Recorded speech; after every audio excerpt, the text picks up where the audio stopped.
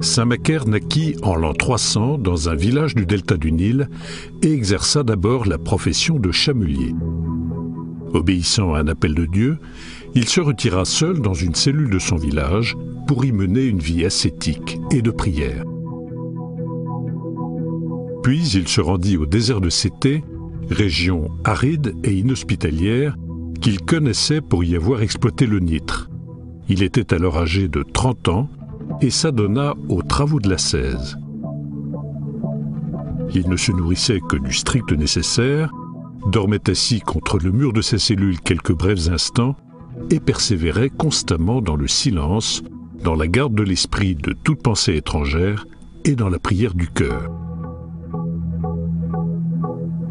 Attirés par la réputation de Saint Macaire et des disciples qui l'avaient rejoint, des hommes accoururent de toutes les parties de l'Égypte et des contrées éloignées de l'Empire pour y embrasser la vie monastique.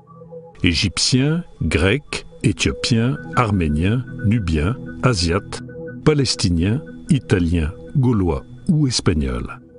On y rencontrait des savants, des philosophes, des membres de la plus haute aristocratie de l'époque, à côté de simples fellahs analphabètes.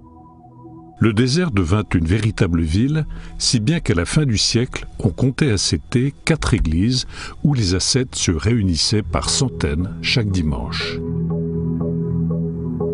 Saint Macaire le Grand, celui qu'on appelait le père spirituel du désert, remit son âme au Seigneur entouré de ses disciples à l'âge de 90 ans.